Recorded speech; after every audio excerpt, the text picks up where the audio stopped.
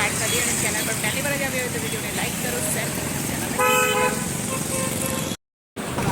તો ગાઈસ અમે 9 વાગ્યાના ગાડીની વેટિંગ કરી રહ્યા છીએ પણ કોઈ ગાડી આવી નથી.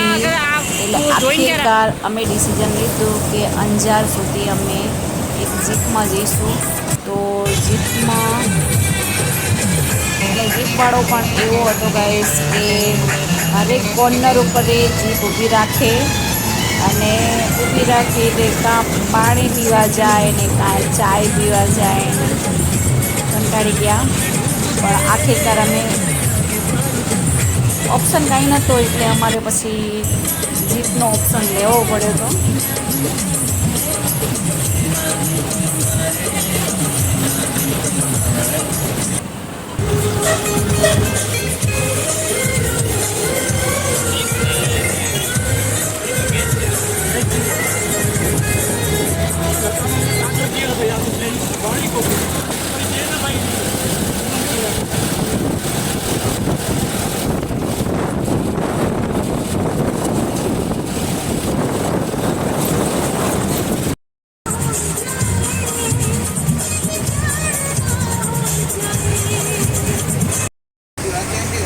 તો ગાઈસ દિવસ જાય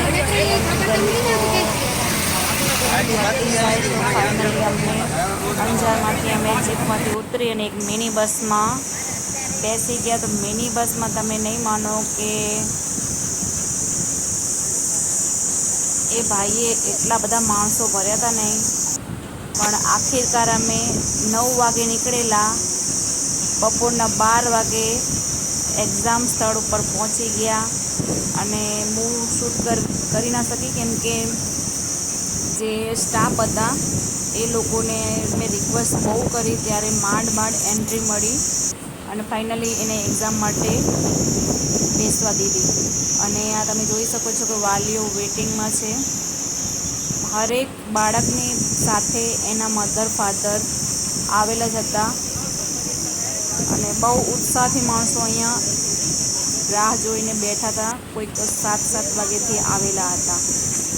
હવે બપોરના લગભગ 1:30 થી 2 વાગે છુટ્ટીનો ટાઈમ હતો એટલે અહીંયા ધીરે ધીરે વાલીઓની ભીડ વધતી ગઈ અને જોઈ શકો છો કે એમના બાળકો એક્ઝામ દઈને રિટર્ન નીકળી રહ્યા છે. તો મા બાપ ઉત્સાહથી બાળક તરફ દેખી રહ્યા છે. ધીરે ધીરે ભીડ વધતી જાય છે.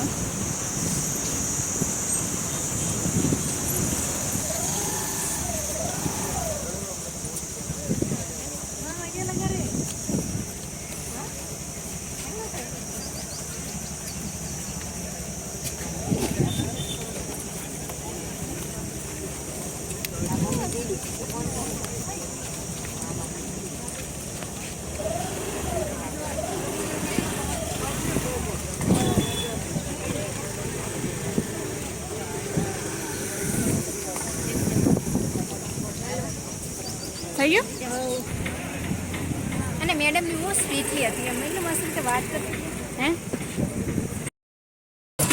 તો હવે અમે એક્ઝામ પતી ગઈ એટલે અમારા માસીનો છોકરા મોટી થઈ ગયા.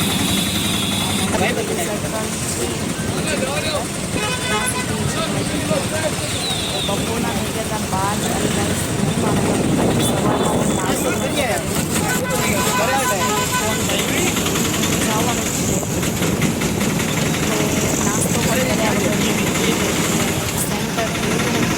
પાણીની પણ સુવિધા નથી. તો પણ આપણે એક ટાઈમ મૂક્યા તો થઈ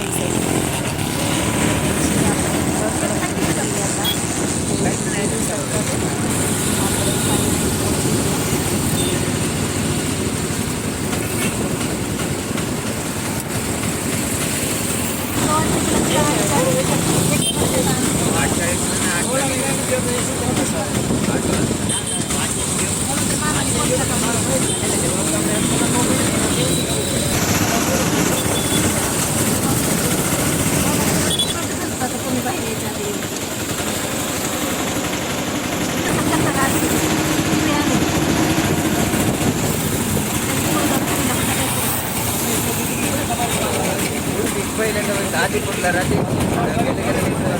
ಜರ ಕ್ವಾಂಟಿಟಿ ಬರೋದು ಮರಾಠಿ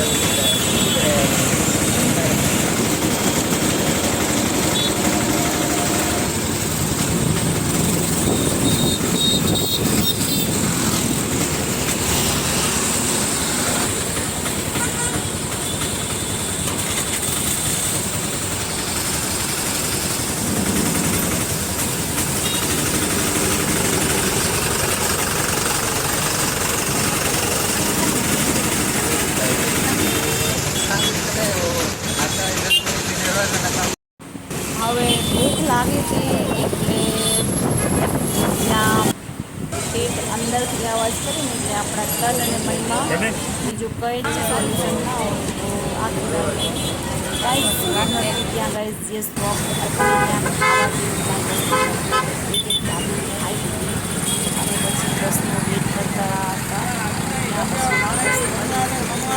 ફાઇનલી અમે બસમાં બેસી ગયા. નેક્સ્ટ વિડીયોમાં આપણે ફરીથી મળીશું. Bye bye. Have a nice day.